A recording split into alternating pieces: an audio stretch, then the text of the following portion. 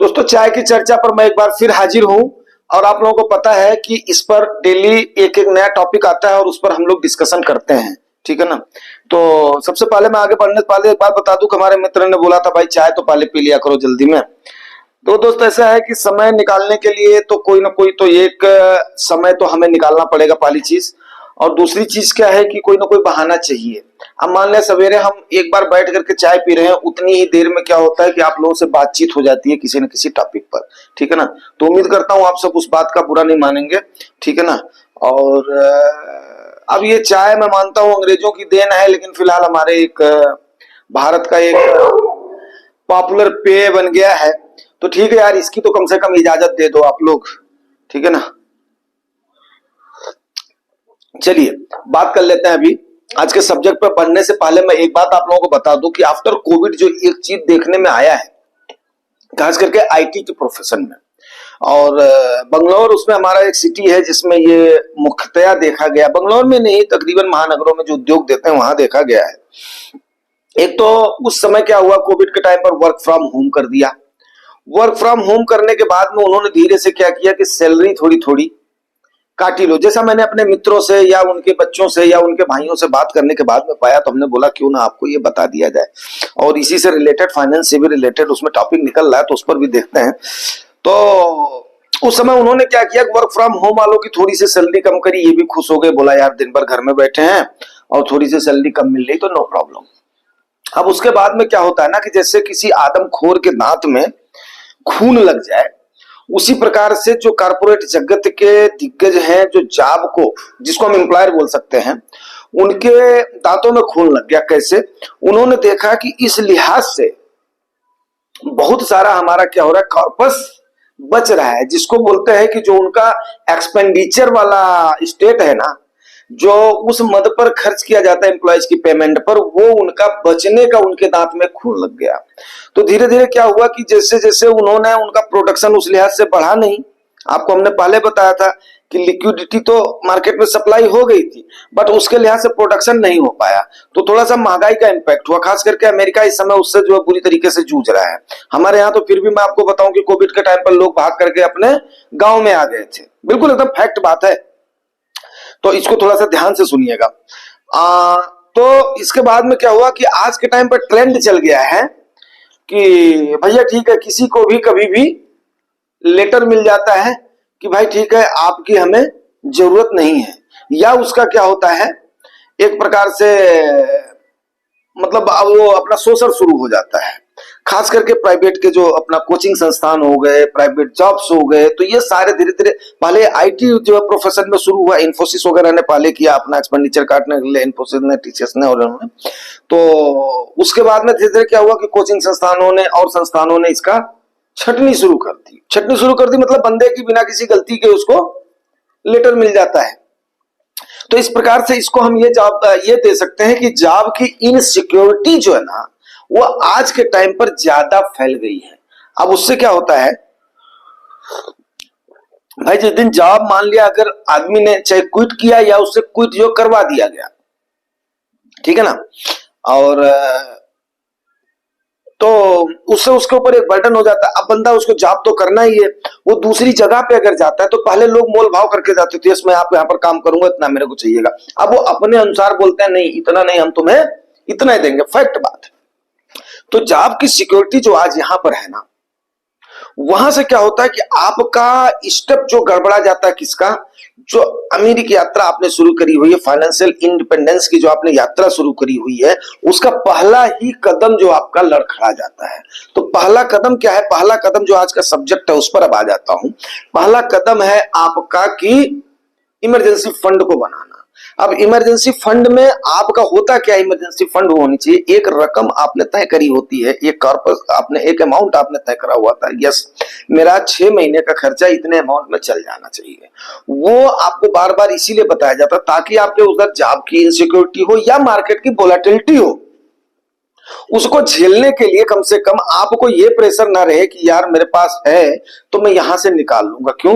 क्या होता है कभी कभी मार्केट इतना डाउन हो जाता है कि आपका कॉर्पस भी रेड में दिखने लगता है, जो शुरू में नए 3 साल से 5 साल तक में, तो कॉर्पस भी आपका रेड में अगर दिखने लगता है, उस प्रकार का फॉल हो जाता है 3 साल में, तो मान करके चलो 5 में तो थोड़ा सा प्रोबेबिलिटी कम हो जाती है, लेकिन अगर हैवी फॉल हो जाता तो मे भी।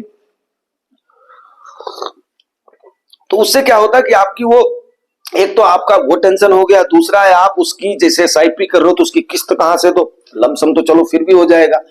उसके बाद में अपने घर का जो है खर्चा कहां से चलाओ, उसके बाद में जॉब आपको ढूंढना है, तो वो जॉब में क्या है कि आप कोई भी जॉब क्यों पकड़ोगे भाई, जब आपके लिए जो अपना सुटेबल जॉब है वो मिलेगा। तो इसीलिए सबसे पहली सलाह दी जाती है आपको कि ये अपना इमरजेंसी फंड बनाएं।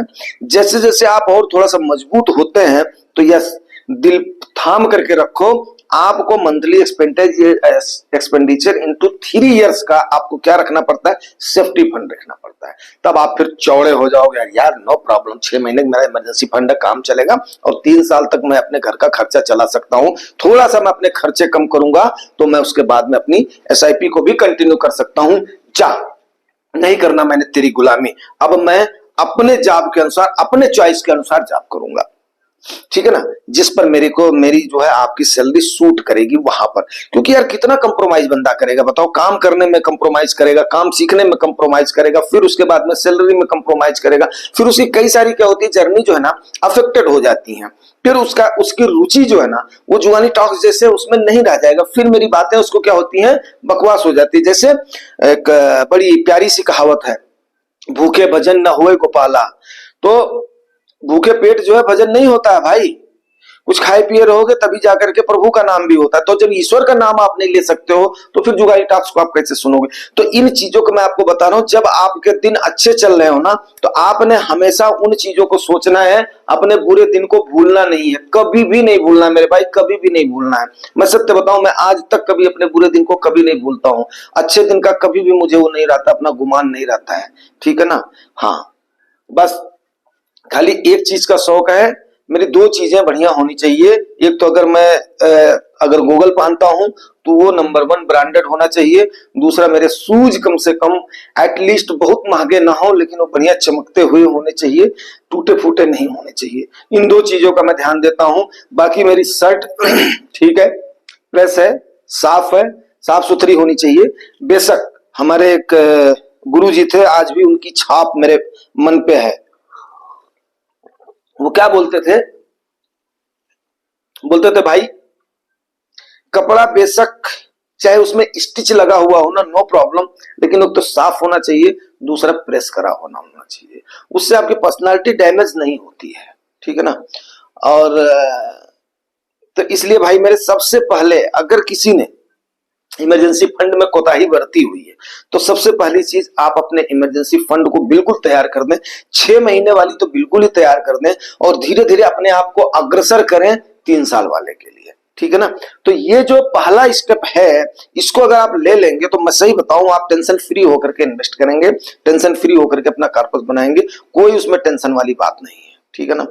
और मैं आपको क्या बताऊं, मेरे मामा के यहाँ, मेरे मौसी के यहाँ, मेरे और रिश्तेदारों में जो उस प्रकार के गवर्नमेंट जॉब वाले हैं ना, उनकी भी मतलब जो है 6-6 महीने तक उनको सैलरी नहीं मिल पाती है। कभी कभी क्या होता है सरकारी का, हालांकि आता है इकट्ठा, मैं जो है गवर्नमेंट जॉब की बात कर रहा हूँ, तो कभी कभी उनकी 6-6 महीने तक सैलरी नहीं आ पाती, उनकी हालत बहुत जो है बहुत लड़खड़ा जाती है। फिर वो हमारे पिताजी थे तो पिताजी से आकर के हेल्प मांगते थे, मतलब जो है पाने, मतलब थोड़ा सा वो है तो कुछ मतलब जो करो, मदद करो भाई। तो पिताजी हमारे इतने मतलब जो दिलदार थे, वो ठीक है दे देते थे, कभी भी उस चीज को पैसे का वो केयर नहीं करते थे। और उसकी वजह से उन्होंने मतलब, हालांकि उन्होंने बहुत लोगों की मदद भी करी है, अब ये बात बोलने की नहीं है, बट जो सोशल रुतबा उन्होंने प्राप्त किया है, आई थिंक कि उनकी आने वाली जनरेशन के लिए हमारे लिए बड़ा मुश्किल हो जाएगा। वकील साहब थोड़ा सा भी मतलब जो है उस पे है, पथ पे है, लेकिन जिस प्रकार से मेरे पिताजी पर लोगों का बिलीफ था, वो मेरे ख्याल से अभी मेरे परिवार में किसी पर भी वो बिलीफ हो नहीं पा रहा है, ठीक है ना। क्योंकि वकील साहब का जो है प्रोफेशन ऐसा है कि उसकी वजह से, हाँ हालांकि सोशली उनकी जान पहचान तो है, बट वो जो है फ्री आप किसी का कास्ट तो जो काम कर नहीं सकते हैं। और थोड़ा सा क्या होता है, संशय की निगाह से लोग देखते हैं, उसी हिसाब से मास्टर साहब का भी है, उनका है, लेकिन उनके पास उतना जो है समय नहीं है, हालांकि जो है सोशल जॉब उनका भी है। तो हमारा भी है, लोगों का बिलीफ है, तो इसी प्रकार से चल रहा है। तो लेकिन हमारे पास जो है समय थोड़ा सा कम है, मतलब कुल मिला करके हम तीनों अगर मिल करके जब बैलेंस करते हैं तो अकेले मतलब जो है पिताजी के, तब भी उनका पिताजी का पलड़ा भारी रहता है। तो बोलते हैं ना, बाप बाप होता है। तो कोई भी दिन नहीं जाता कि हम तीनों भाई उनको ना याद करें। आज भी छाप है उनकी। ठीक है, चलिए, उम्मीद करता हूं कि इसमें पिताजी को लाना इसलिए जरूरी था कि उन्होंने कभी भी पैसे को उतनी अहमियत नहीं दिया, ठीक है ना, जहां पर लोगों की मदद करने की बात हुई है। आज भी जब हम जाते हैं ना, कहीं पर भी आसपास के 10-20 गांव में निकलते हैं, और आज भी हम उनको इतने सालों के बाद में भी श्यामा बाबा का नाम अगर लेते हैं ना, तो आदमी फक्र से बोलता है, भैया मेरे लड़के की शादी थी, लड़की की शादी थी, या फलाना काम था, बाबा उस समय हमारे साथ खड़े हुए, तो बड़ा अच्छा लगता है। इतने सालों के बाद में भी आज भी हमारे पिताजी अपने नाम के मोहताज नहीं है। ठीक है, चलिए, इमोशनल होने का वक्त नहीं, फिर भी जो है क्या होता है कि कोई ना कोई आपका आइकॉन मिलता है। इत्तेफाक से हमारे आइकॉन तो हमारे फादर ही हैं, तो और भी हैं, ऐसा नहीं है, और भी बड़े जन हैं जिनका मतलब जिनका हाथ है हमारे सर पर, तो ये प्रोमिनेंट पर्सनालिटी हैं। मतलब कुल मिलाकर के मेरे कहने मतलब यह है कि अगर आपके पास उस टाइप का कर्पस रहता है, उस टाइप का फंड रहता है, तो आप कभी भी अपनी ही मदद करोगे। अगर आप धीरे धीरे करोगे तो यस बन जाएगा। एक तो पहला स्टेप, आप अपने आप को मजबूत रखेंगे, सबसे पहले अपनी मजबूती रखेंगे। दूसरी मजबूती क्या होगी, इनकेस अगर आपको ऐसा लगता है कि यस मेरे को इस भाई की या इसकी मदद करनी चाहिए, तो आप वहां पर क्या करोगे, अगले की मदद करने के लिए बिल्कुल तत्पर, यार मेरे पास तो ये तो अपना पड़ा ही तो है, परमात्मा मेरे को इतना थोड़े कर देगा, तो उसमें से कम कुछ ना कुछ आप दूसरे की भी मदद करने के लिए हमेशा तत्पर रहोगे। तो बोलते हैं ना, तो इसीलिए आज मैंने बोला कि चलो जो है इस टॉपिक पर चर्चा कर लिया जाए। हो सकता है आप लोगों में से कई लोगों को भला हो। मेरे कहने का मतलब यह है कि कई लोगों की विचार चेंज हो, आप उस पर एक्शन लें, आप उस पर काम करें, तो उससे केवल एक आदमी का ही नहीं भला होगा, न जाने किस आदमी का किस नीड में किसके माध्यम से मदद हो जाए, कुछ कहा नहीं जा सकता। तो और दूसरा इसमें सबसे बड़ी पहली बात क्या है, आपकी अपनी नींव मजबूत होगी। अगर बोलते हैं ना, आपकी नींव अगर मजबूत हो गई तो आप कितनी भी बड़ी इमारत खड़ी कर सकते हो।